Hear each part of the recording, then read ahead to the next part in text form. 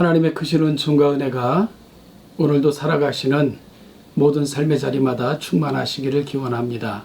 기도하겠습니다. 하나님 아버지, 무더위 가운데서도 지난 한 주를 보호하시고 지키신 것 진심으로 감사드립니다. 한 주를 마무리하는 날 다시금 말씀으로 지난 한 주를 점검받고 오늘도 우리 가운데 주시는 음성으로 마음에 담아 또 한 주를 정리코자 하며 새로운 한 주를 준비하고자 하오니 성령 하나님, 우리가 점검할 뿐만 아니라 하나님의 선한 것을 가슴에 담고 또 새로운 한 주를 새롭게 준비할 수 있는 귀한 날이 되게 하여 주옵소서. 오늘도 하나님의 말씀 앞에 설 때에 성령 하나님께서 진히 깨닫게 하시고 그 음성을 붙들고 살 수 있도록 힘과 용기를 허락하여 주옵소서. 감사드리며 예수님의 이름으로 기도하옵나이다. 아멘. 오늘 보실 하나님의 말씀은 잠언 14장 16절 말씀부터 35절 말씀까지를 같이 보도록 하겠습니다. 잠언 14장 16절 말씀부터 35절까지를 제가 읽겠습니다. 지혜로운 자는 두려워하여 악을 떠나나 어리석은 자는 방자하여 스스로 믿느니라. 노하기를 속히 하는 자는 어리석은 일을 행하고 악한 계교를 꾀하는 자는 미움을 받느니라. 어리석은 자는 어리석음으로 기업을 삼아도 슬기로운 자는 지식으로 면류관을 삼느니라. 악인은 선인 앞에 엎드리고 불의한 자는 의인의 문에 엎드리느니라. 가난한 자는 이웃에게도 미움을 받게 되나 부유한 자는 친구가 많으니라. 이웃을 업심 여기는 자는 죄를 범하는 자요 빈곤한 자를 불쌍히 여기는 자는 복이 있는 자니라. 악을 도모하는 자는 잘못 가는 것이 아니냐? 선을 도모하는 자에게는 인자와 진리가 있으리라. 모든 수고에는 이익이 있어도 입술의 말은 궁핍을 이룰 뿐이니라. 지혜로운 자의 재물은 그의 면류관이요 미련한 자의 소유는 다만 미련한 것이니라. 진실한 증인은 사람의 생명을 구원하여도 거짓말을 뱉는 사람은 속이느니라. 여호와를 경외하는 자에게는 견고한 의뢰가 있나니 그 자녀들에게는 피난처가 있으리라. 여호와를 경외하는 것은 생명의 셈이니 사망의 그물에서 벗어나게 하느니라. 백성이 많은 것은 왕의 영광이요 백성이 적은 것은 주권자의 패망이니라. 노하기를 더디하는 자는 크게 명철하여도 마음이 조급한 자는 어리석음을 나타내느니라. 평온한 마음은 육신의 생명이나 시기는 뼈를 썩게 하느니라. 가난한 사람을 학대하는 자는 그를 지으신 이를 멸시하는 자요 궁핍한 사람을 불쌍히 여기는 자는 주를 공경하는 자니라. 악인은 그의 환난에 엎드러져도 의인은 그의 죽음에도 소망이 있느니라. 지혜는 명철한 자의 마음에 머물거니와 미련한 자의 속에 있는 것은 나타나느니라.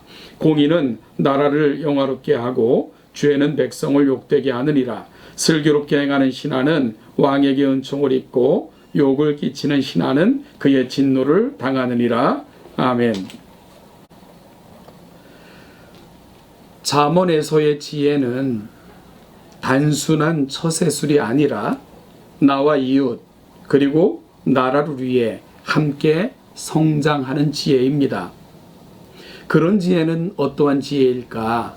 오늘 본문을 함께 살피면서 나를 위한, 이웃을 위한, 나라를 위한 진정한 지혜는 어떤 지혜이며 나는 과연 지혜자로 살고 있는가 하는 부분들을 살피도록 하겠습니다.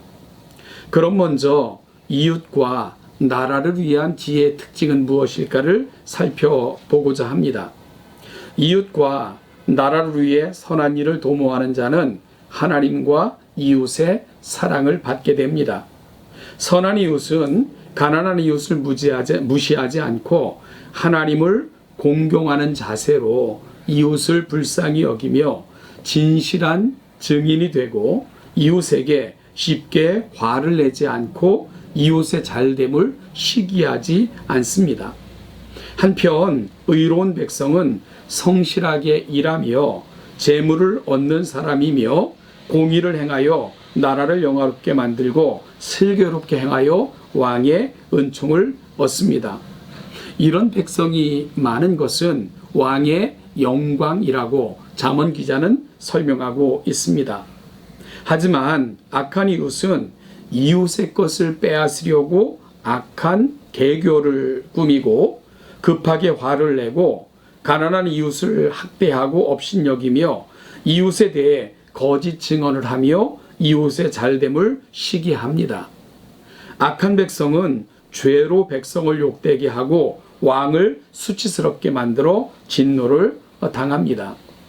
여러분, 우리의 역사를 통해서도 확인할 수 있을 뿐만 아니라 세계 역사를 통해서도 확인할 수 있는 것은 좋은 이웃이 있는 사람들은 그 이웃으로 말미암아 복과 은혜를 누리게 되지만 정말로 나라를 도구로 삼아 자신의 유익과 이익만을 추구하는 사람이 많은 사회가 잘 되는 것을 우리가 보지 못했지 않습니까? 지금 정말로 많은 사람들이 이 나라를 사랑한다고 이야기하지만 오늘 지혜자의 말을 통해서 정말 이 나라와 백성을 진정으로 사랑하는 사람이 누구인가를 다시 한번 확인받을 수 있게 됩니다.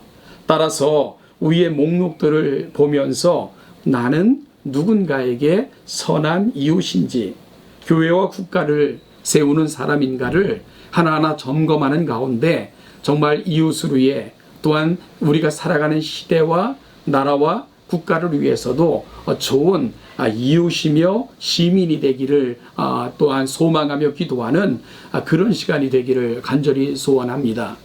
예수님께서는 일찍이 강도 만난 자의 비유를 통해서 정말로 누가 나의 이웃입니까? 를 묻는 사람들에게 누가 나의 이웃인가를 묻지 말고 나는 누군가의 좋은 이웃인가를 물어라 라고 역설적인 교훈을 주신 적이 있습니다.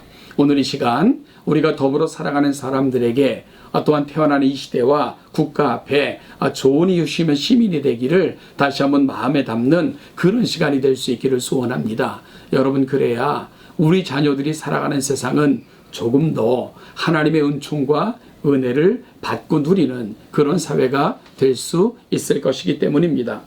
다음으로는 하나님을 경외하는 지혜에 대해서 오늘 잠언 기자는 말씀합니다. 지혜 중에 지혜는 여호와를 믿고 순종하여 그분이 예비하신 생명의 삶을 누리는 것입니다. 여호와를 경외한다면 그분이 주시는 지혜 말씀에 귀를 기울일 것입니다. 하나님의 심판을 두려워하여 악을 떠날 것입니다. 이런 사람이 결국은 악인의 섬김을 받게 되며 파멸과 사망의 위험에서 벗어나게 되고요. 심지어 죽을 때에도 참 소망을 갖게 됩니다. 하나님께서 그의 견고한 피난처가 되어주시기 때문입니다. 하지만 자신의 지혜를 믿고 하나님의 심판을 두려워하지 않는 그 미련한 악인은 결국은 환난 가운데서 파멸을 당하게 될 것이고요. 오늘 잠언 기자는 분명히 말합니다. 그런 악인들은 결국은 의인들을 섬기는 자가 될 것이라고 결국을 이야기하는 것을 듣게 됩니다. 하나님을 경외한다면 여러분, 지혜를 구하고 악에서 떠날 것과 의인의 삶을 심을 것을 잠언 기자는 다시 한번 확언해주고 있는 것입니다. 하나님의 심판을 두려워하는 사람이 이 세상에서 악인의 꾀를 좇아 악인의 길에 서서 악인의 뜻대로 살아가는 그런 삶을 살아갈 수 있겠습니까? 따라서 하나님을 경외하는 지혜는 하나님이 주신 말씀을 가슴에 담고 결국은 그분께서 지키실 것을 믿으며 인생의 궁극에는 하나님 앞에 설 것을 늘 놓치지 않고 살아가는 지혜를 말하고 있는 것을 우리는 분명히 알게 됩니다. 사랑하는 성도 여러분, 오늘 우리가 살아가는 세상은 오늘로 끝이 아닙니다. 오늘 우리가 살아가는 세상은 이 세상의 모든 것이 다가 아닙니다. 우리는 하나님께서 주신 삶을 마치면 결국 하나님 앞에 서게 될 것입니다. 그리고 그 하나님 앞에서 우리에게 맡겨주신 삶에 대해서 우리는 다시 한번 점검받고요. 또한 평가받을 날이 분명히 있을 것입니다. 그날을 기억하며 오늘을 살아가는 것, 이것이 바로 진정한 지혜자가 살아가는 삶이라고 잠언 기자는 말씀하고 있는 거죠. 나는 지혜자입니까? 아니면은 지혜자인 척 살아가는 이 세상의 모든 것이 다인 척 살아가는 어리석은 인생입니까? 오늘 본문을 통해서 내가 살아가는 삶을 점검하고 진정한 지혜자로 또한 이 지혜자의 삶을 살아 이웃을 복되게 하며 이 나라와 민족 앞에서도 떳떳한 시민으로 왕을 유익하게 하고 백성들을 유익하게 하는 그런 삶을 살아내는 우리가 될 수 있기를 바라고요. 이런 사람들이 많아질 때 이 나라도 굳건하게 세워지고 그것은 결국 우리 자녀에게 가장 좋은 길을 물려주는 방법일 것입니다. 진정한 지혜를 사모하며 오늘도 하나님 앞에 지혜를 구하고 지혜자답게 살아내는 저와 여러분들이 되시기를 주님의 이름으로 축복합니다.